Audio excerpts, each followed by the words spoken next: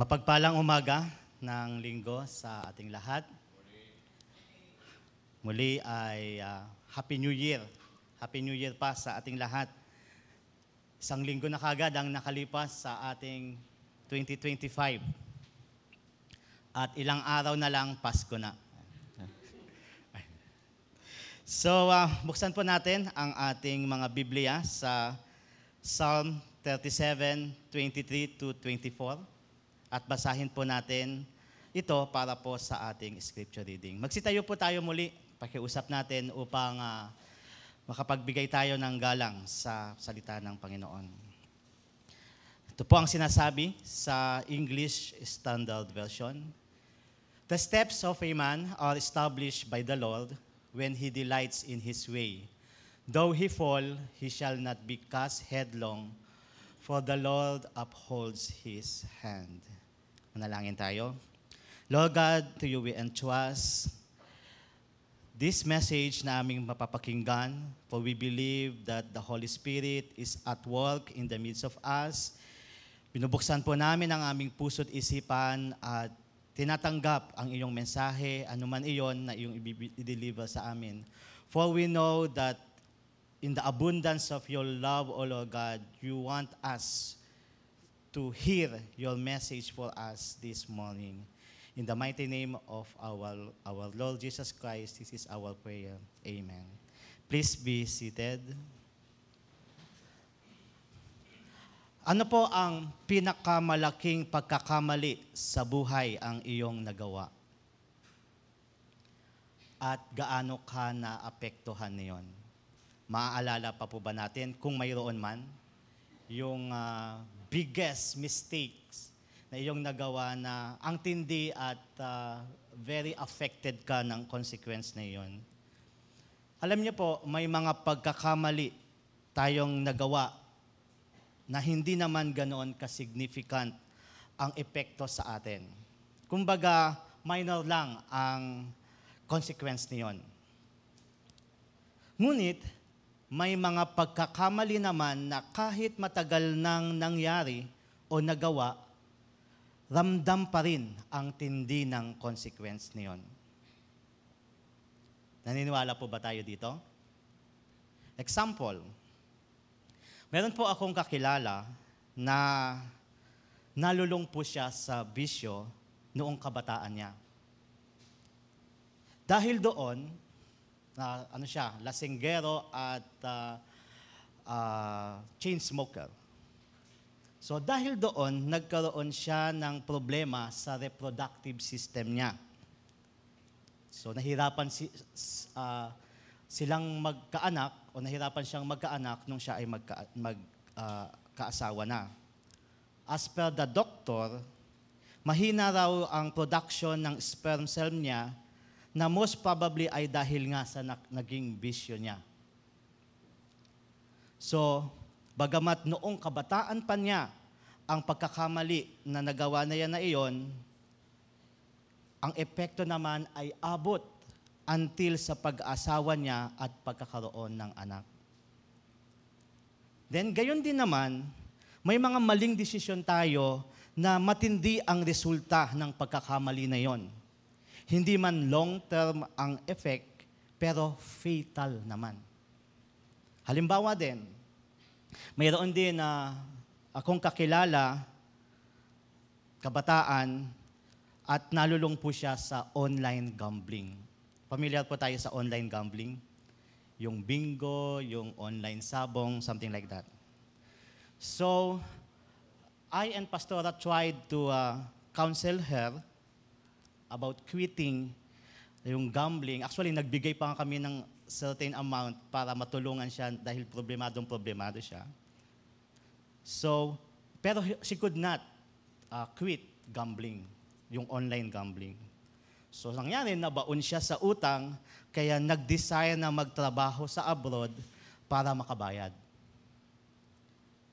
Then, nabalitaan namin na nakapagtrabaho nga siya.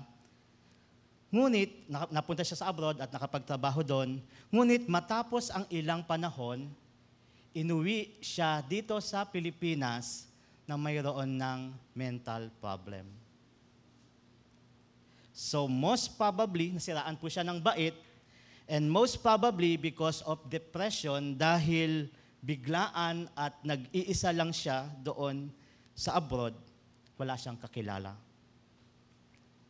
Nakaka-relate po ba tayo sa mga halimbawang nabanggit ko na ito?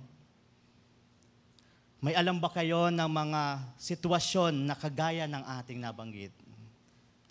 Alam niyo po, may pagkakamali sa buhay na pangmatagalan ang epekto o hindi man ay isang pagkakamaling matindi naman ang consequence o balik sa atin.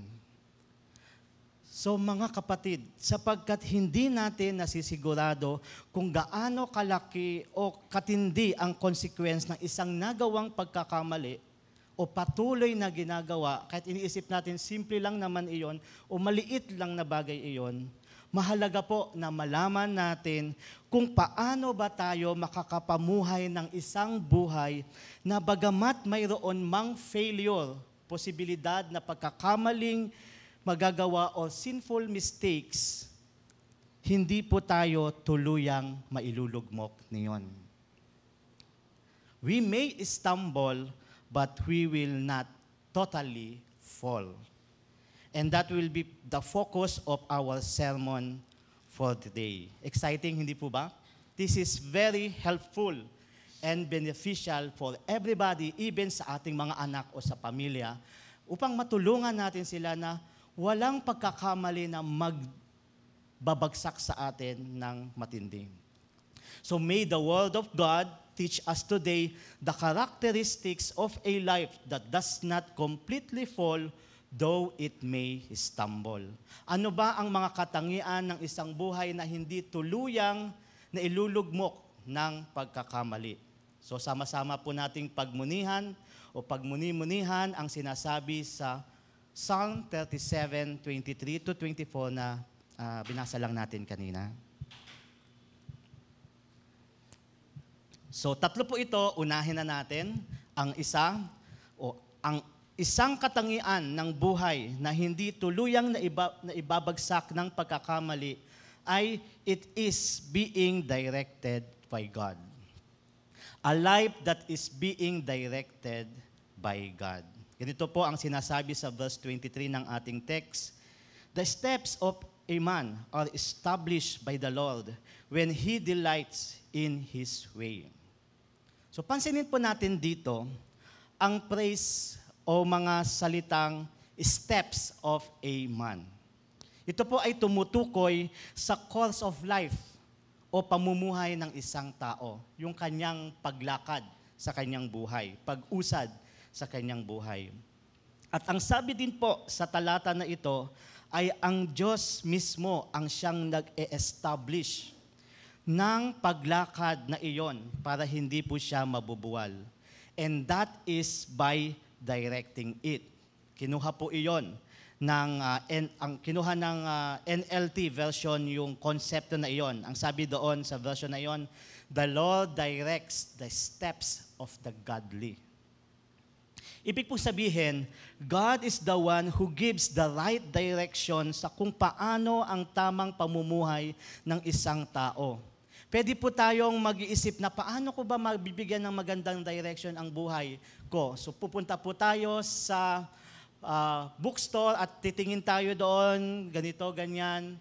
Pero those books must be in the light of the Word of God for it to surely give us the right direction. Dahil the Lord directs the steps of the godly. At iyon po ang dahilan kung bakit ang isang tao na kahit mapatid man sa kanyang paglalakad sa buhay ay hindi po siya tuluyang babagsak. Alam niyo po, ito ay katotohanang nangyari mismo sa buhay ng composer ng awit na ito na walang iba kundi si David. Si King David po ang nag-compose nito. Kung maaalala po natin, as we read the Old Testament, hindi po naging smooth ang steps ni David sa kanyang pagiging hari ng Israel. Although ang kanyang pagiging hari ay anointed by God, galing sa Diyos. So ang example po na sinasabi ko na hindi po smooth sailing o smooth steps ang kanyang buhay ay yung kasalanan niya with Bathsheba. So ang pangyayari po ay ganito, summarize ko na lang. Isang gabi po, nagising si David mula sa kanyang pagkakatulog. So actually that time ay nasa giyera ang Israel. Pero naisipan ni David, as king, you should be sa field to direct your army. Pero isipan niya na, dito na lang muna ako mag-stay sa aking palace. Probably they were winning at that time, so nag-stay na lang siya. Actually, that was a mistake. Simple mistake lang naman yon. So, nagising siya sa kalagitnaan ng gabi at naisipan niya maglakad-lakad sa rooftop, probably magpahangin. Rooftop ng kanyang palasyo. So mula doon sa ituktok, habang tumitingin-tingin siya doon, nakakita siya ng isang magandang babae na naliligo. So probably doon parang yung Batalan sa probinsya, di ba? Open pa siya. So dahil nasa mataas siya, tanaw niya yung nalaligong babae na iyon. Yun po ay si Bathsheba na asawa ni Uriah. Si Uriah ay isa sa mga sundalo po ni David. So dahil naakit siya dun sa babae, pinatawag niya ang babae na iyon at nakipagsiping siya doon, bagamat may asawa na iyon. At yun po ang isang mabigat na pagkakamali na nagawa ni David. Ang sabi nga, ang sabi pa nga, ang isang pagkakamali ay maaaring magbunga pa ng maraming pagkakamali kung hindi kaagad iyon maitutuwid. So, nangyari din po ang kasabihan na iyon kay David. So, upang mapagtakpan ang kasalanan niyang nagawa dahil nabuntis si Bathsheba, ginamit ni David ang kanyang kapangyarihan bilang isang hari at chief commander ng kanyang army. So, ginawa niya ay trinay niya na magsiping silang mag-asawa, ginawa na lahat ng pamamaraan, pero dahil noble soldier itong si Uriah, hindi niya magawa iyon dahil nasa kalagitnaan sila ng giyera. So, sa pinakahuli na lang na way ang magagawa ni David is to kill Uriah. So, nagplano siya, dalhin sa harapan ng front ng line yung si Uriah. Of course, malaki ang chance na mamatay si Uriah. At yun nga, na isagawa ni David ang kanyang planong pagpatay kay Uriah. Sa pagkakataong iyon, alam po natin ito mga kapatid na malinaw na si David ay lumalakad na sa daan ng isang wicked and sinful king. Although siya ay anointed king ng God, it cannot cover him and say he's still okay, he's still fine, he's still righteous. At that time, si David ay lumalakad na sa daan ng isang wicked and sinful king. Mabuti na lang po at naroroon pa rin ang direction ng God para kay David. Sa time na ito, nangangailangan si David ng isang redirection o pagtutuwid ng landas. At iyon po ang ginawa ng Panginoon sa kanya. Sa paanong paraan? We all know this. Mababasa natin iyon sa 2 Samuel chapter 12 verses 1 to 15. Sa summary, ang pangyayari po ay ipinadala ng Diyos si Propeta Nathan kay David to confront, rebuke, and show him his fault. Kailangan po ni David John makita niya at malaman niya na mayroon siyang matinding pagkakamali. At isinagawa po iyon ni Propeta Nathan sa pamamagitan ng isang kwento, parable. Ang nakita ko po dito, out of wisdom pa rin, dahil kung direct niya sasabihin kay David John, para bang how preposterous you are.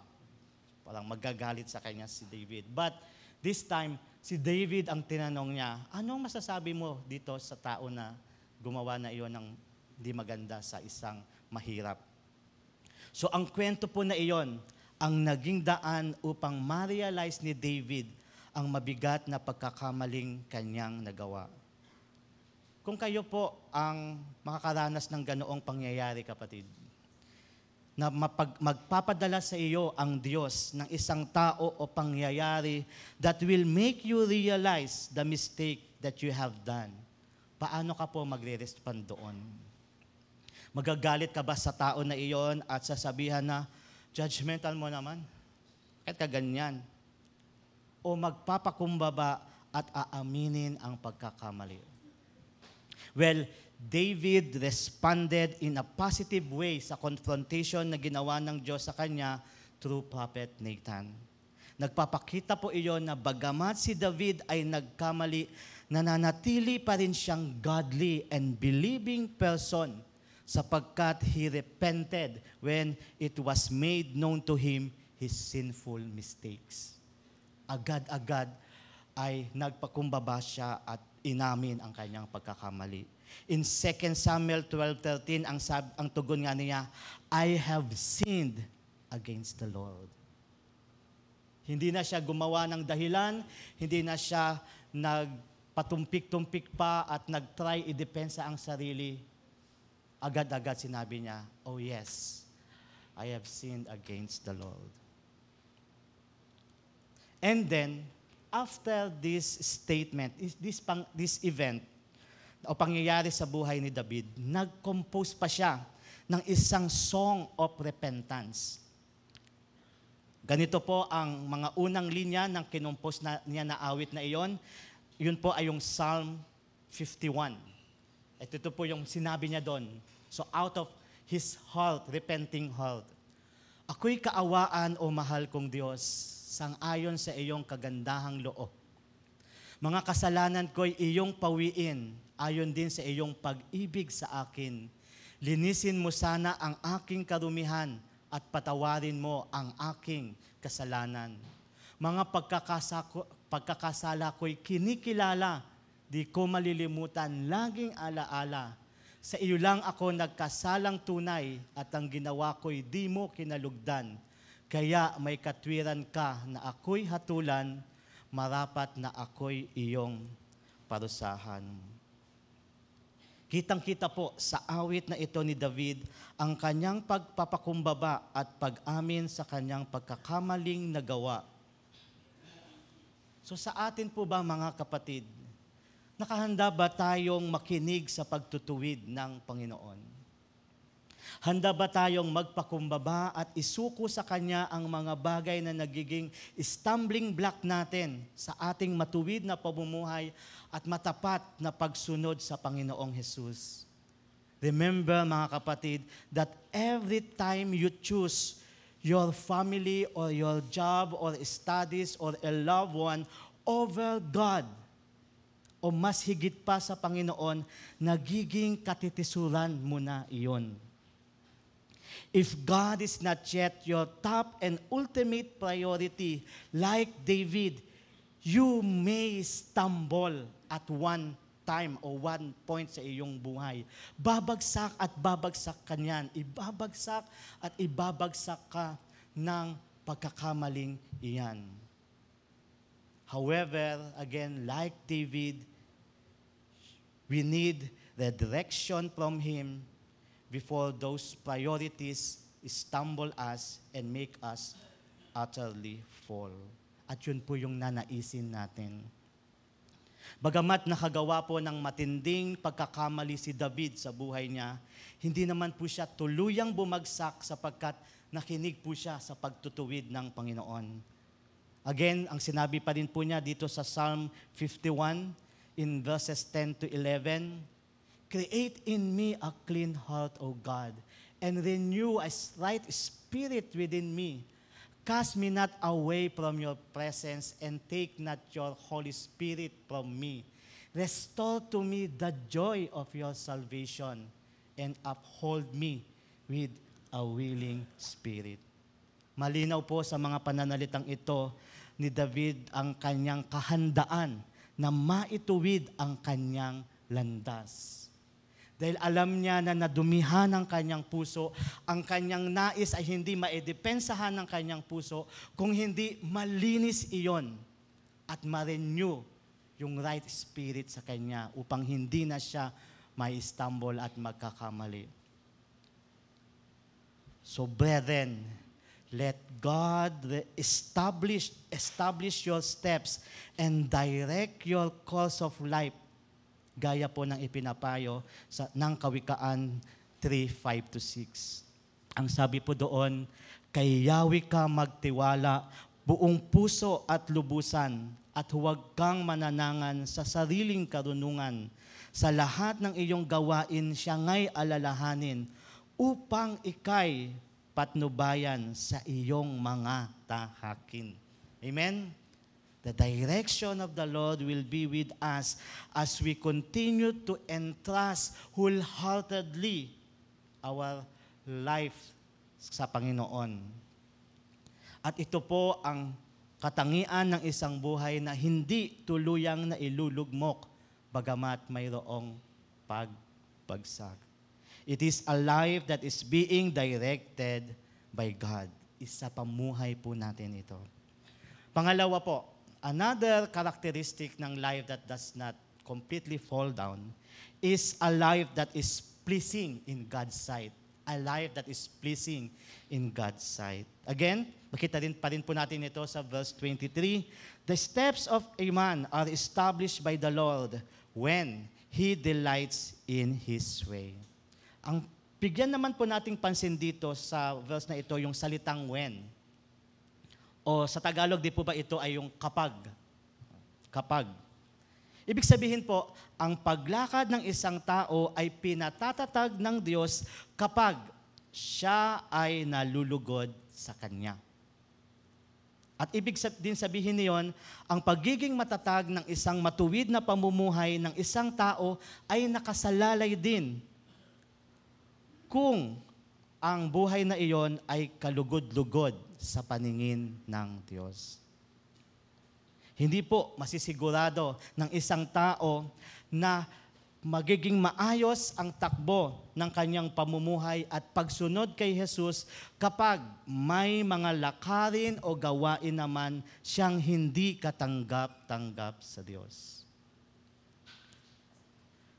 Maaari po nating makita ang katotohanan ng pahayag na ito sa buhay naman ni Judas Iscariot. Si Judas. Isang karangalan po sana para kay Judas na mapabilang sa mga alagad ni Jesus. Pinili po siya ng Panginoong Jesus to be one of His first disciples, one of the 12 disciples. At bilang alagad, sigurado po nakapakinig si Judas ng mga katuruan at aral mula kay Jesus na makapagbibigay sa kanya ng tamang direksyon sa buhay. Sa kasamaang palad, hindi po tumimo sa puso ni Judas ang mga aral at katuruan ni Jesus. Namuhay pa rin siya ng isang buhay na hindi kalugod-lugod sa Diyos. Paano po natin nasabi yon? Isang halimbawa po yung sa John chapter 12 verses 1-6. So in summary, in John 12 verses 1-4, so ilang araw po bago ang Feast of the Passover ng mga Hudyo, bumisita po si Jesus kasama ang mga alagad kina Lazarus, Mary at Martha na nakatira sa Bethany. At sa panahon po na iyon na pagbisita niya, yung Feast of the Passover, nalalapit na rin po yung pag-aalay ni Jesus ng kanyang buhay. Hindi po nila yun, but Jesus was aware of it already. So habang sila po ay naghahapunan, kumuha si Mary ng isang bote ng mamahaling pabango at ibinuhos po iyon sa paa ni Jesus. Napuno po ang buong bahay ng mahalimuyak na amoy ng pabango na iyon. Pagkatapos po, gamit ang kanyang buhok, ay pinunasan ni Mary si Jesus. Now, in John 12 verses 4-5, kahit po ganoon kaganda, tignan yung pangyayaring iyon, hindi po nagustuhan ni Judas ang ginawang iyon ni Mary. Ang kanya pong dahilan ay nakakapanghinayang ang pabangong na itapon lang at naibuhos sa mga paa ni Jesus. Sayang. Para sa kanya, mas mabuti kung naibenta na lang ang pabango at ibinigay sa mga mahihirap ang pinagbilhan. Sabi niya, 300 ba o 3,000 na pirasong pilak sana yan. Madaming maibebenta yan para sa ayuda natin sa kanila.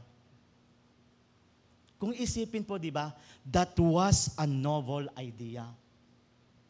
Isa iyong pagmamalasakit para sa mga mahihirap. Pero binigyang linaw po ni John, ang author po ng gospel na ito, ang pinaghuhugutan ni Judas kung bakit niya nasabi yon.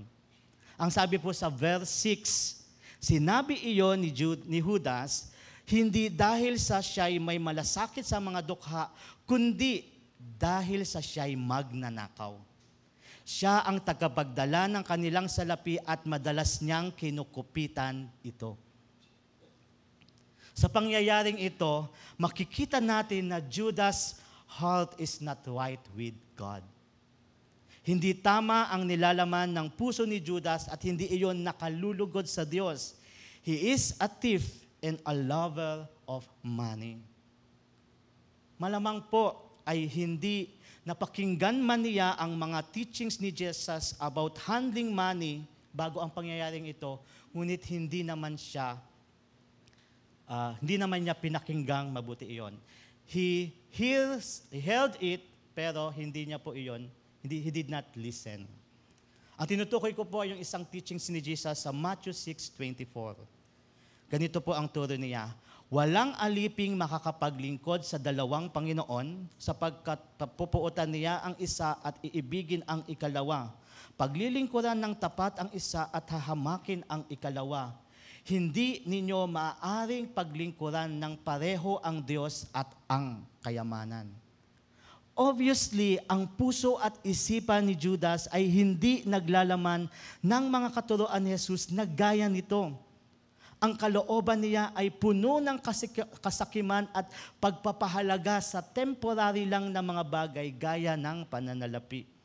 Dahil doon sa halip na ma-appreciate niya ang pagpapahalagang ginawa ni Mary para kay Jesus, naging katitisuran pa niya iyon.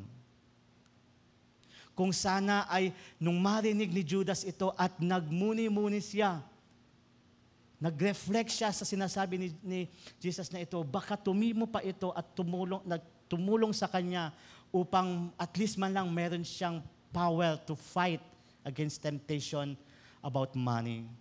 Mga kapatid, paano po ba natin sinusukat ang ating pamamaraan ng pamumuhay?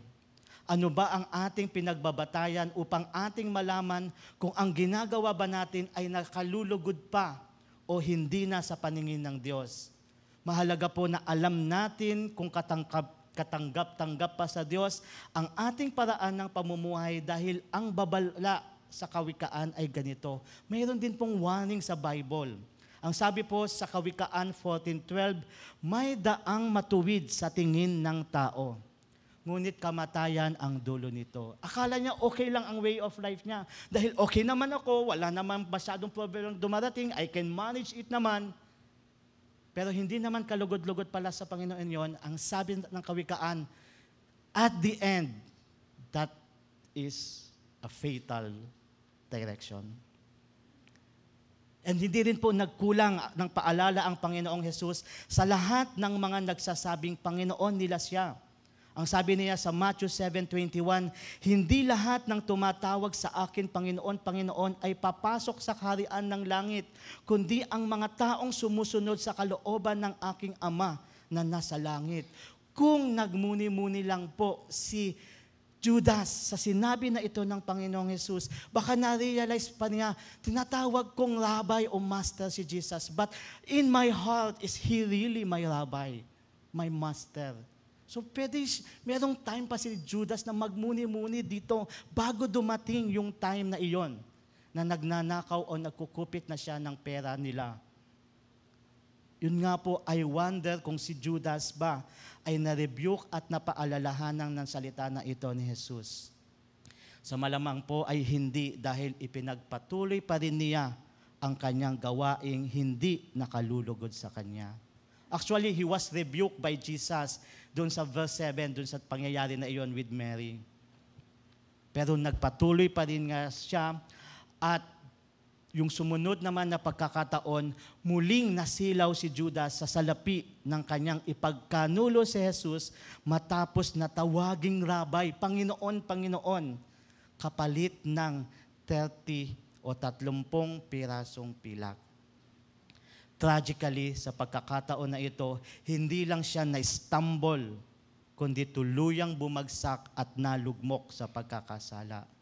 Mga kapatid sa Panginoon, my dear brethren, ano po ang nagiging stumbling block mo sa iyong pagsunod sa Panginoong Jesus? Sa anong mga bagay na pipilitan kang ipagpalit siya?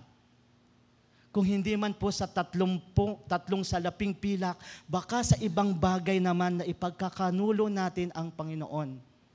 Kung hindi man sa pananalapi, baka sa ibang mga gawain natin siya na ipagkakanulo.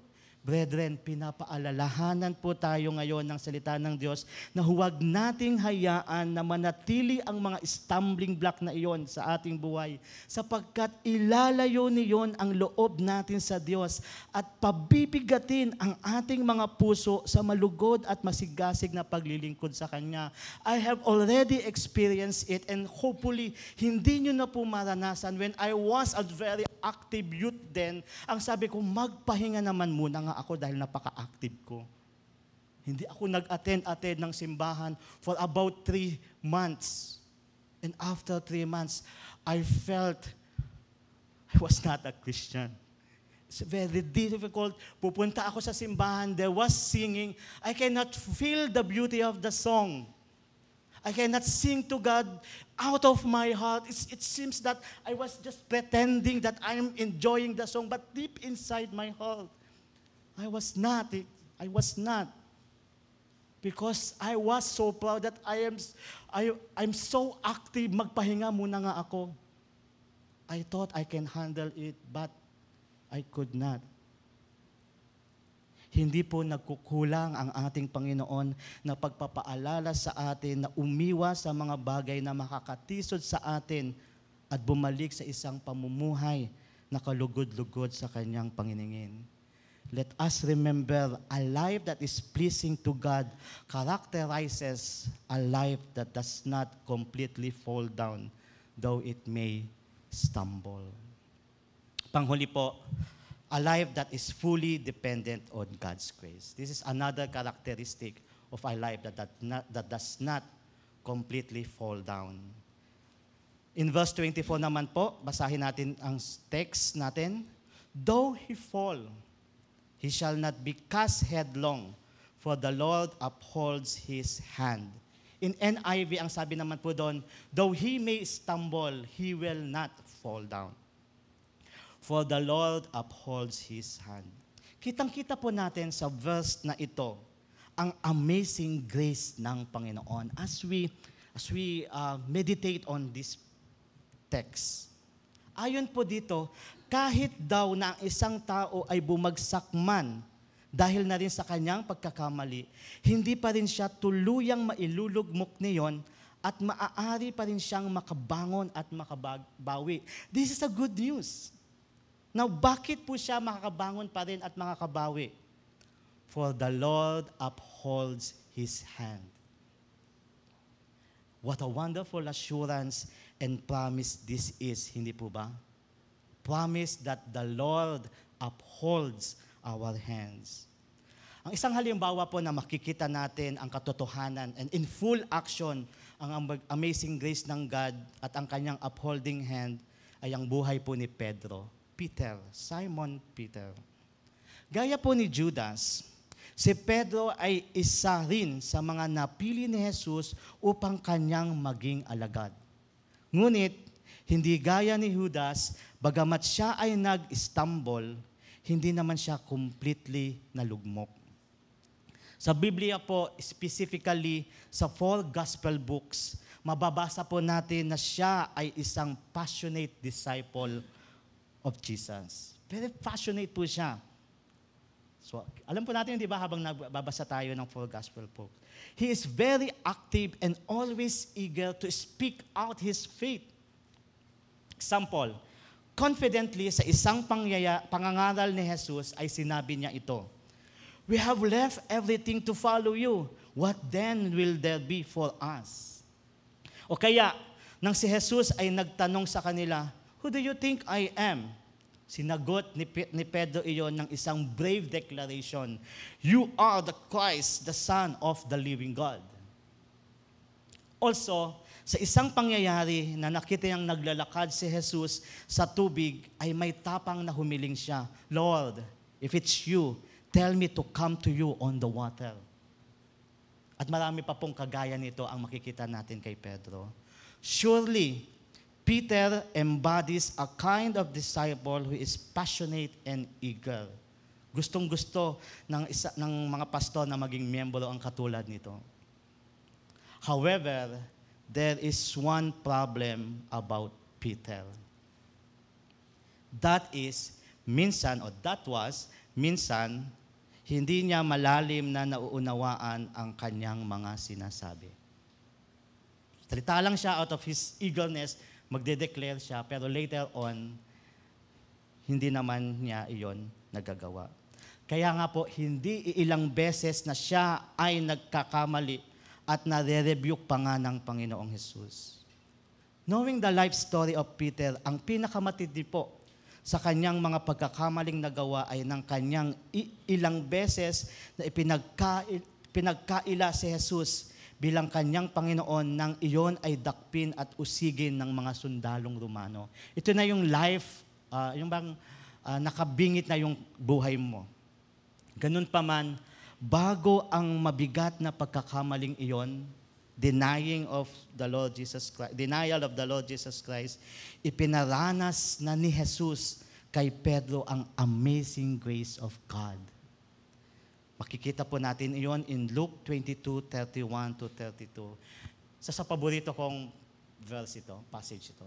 "Simon, Simon, behold, Satan demanded to have you that he might sift you like wheat.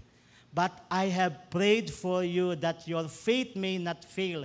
And when you have turned again, strengthen your brothers."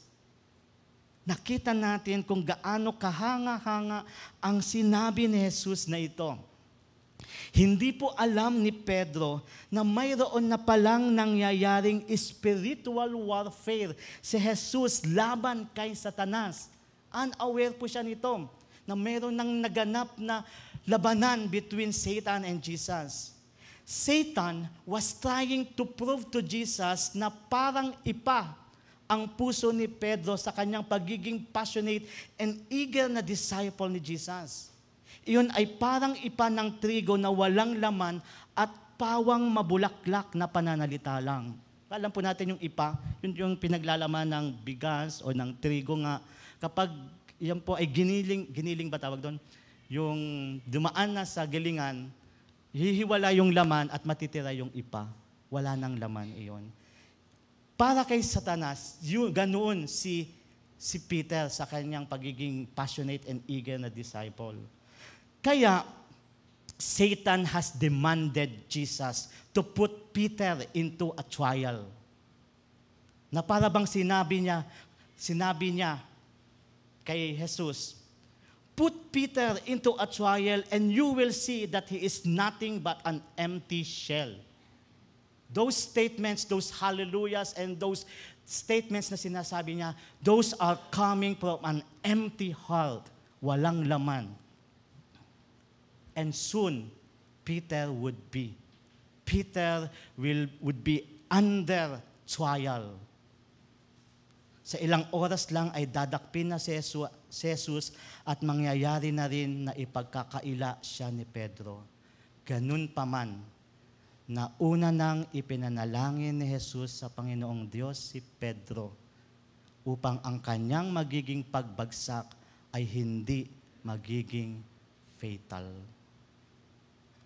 Sabi niya, "Idinalangin kita upang huwag manghina ang iyong pananampalataya at kapag nagbalik loob ka na, patatagin mo ang iyong mga kapatid."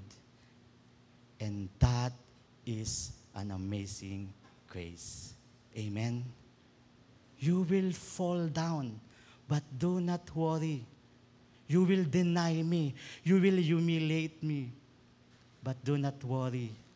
I have prayed for you.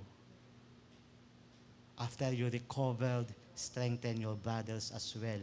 They need you. Mga kapatid sa Panginoon, how much do you appreciate the grace of God that He constantly gives you? And how you are responding to that grace? Are we aware that every time we prioritize other things than Him, we are not appropriately responding to God's amazing grace? Instead, we cause the Holy Spirit to grieve. Every time we prioritize other things than God, nag-grieve ang Holy Spirit sa ginagawa natin na yun. Do you know that every time you engage in sinful activities, you are hurting the temple of the Holy Spirit, which is your body. And in a larger scale, you are also hurting the church, which is the body of Christ in which you are part of. Ganun pa man, sa kabila ng mga pagkukulang at pagkakamali natin iyon, mga kapatid, God remains faithful to us. God remains faithful to us.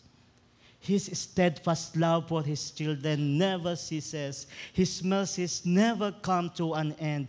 They are new every morning. We were sinful the day before, but in the morning, His grace and mercy is new for us. Always new for us. Nananatili siyang tumatawag sa atin upang tayo ay manumbalik sa masidhi at malalim na pagmamahal sa Kanya na wala nang ibang nakapagbibigay lugod sa ating puso, kundi ang manatili sa presensya niya at maging masigasig sa pagpupuri at paglilingkod sa Kanya, gaano man kabigat o kahirap iyon.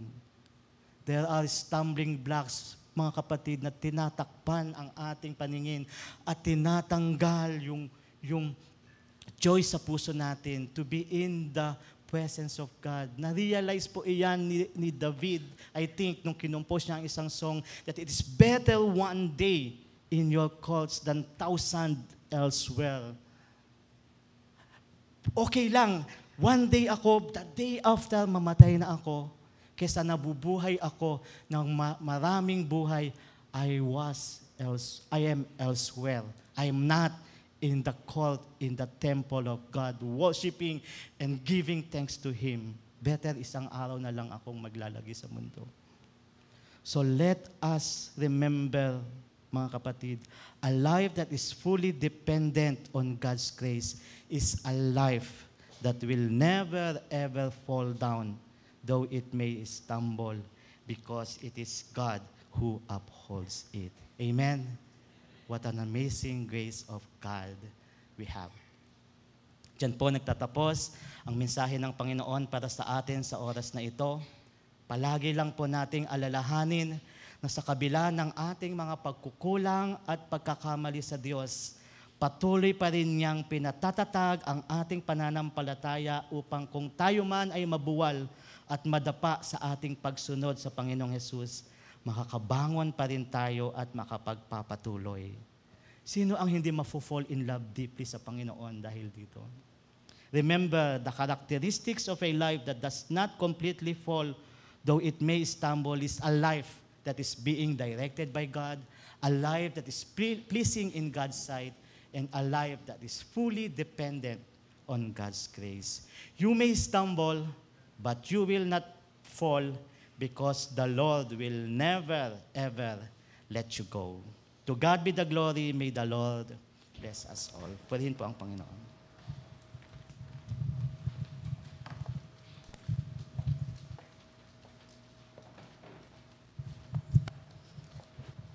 As a response, you can meditate in your seats as we sing this song.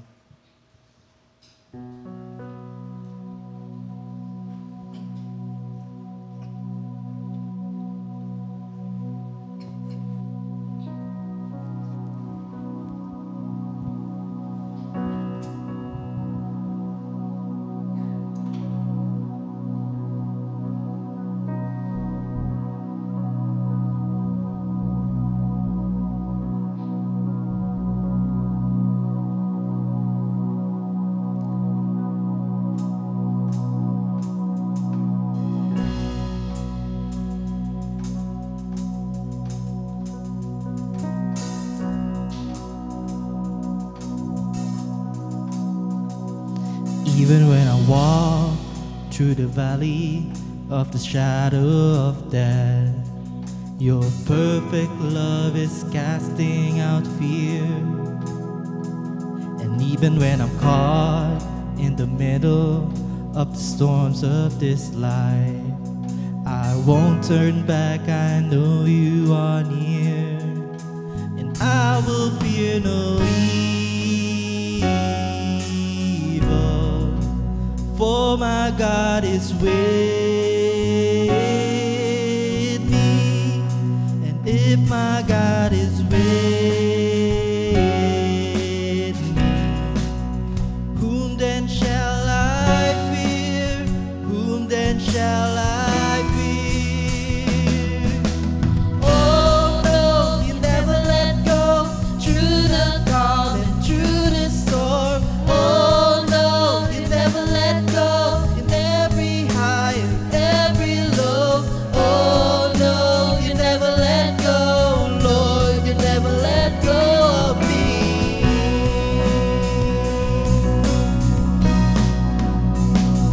I can see a light that is coming for the heart that holds on. This light beyond all compare, And there will be an end to these troubles, but until that day comes, we'll live to know you're here on the earth. And I will fear no evil,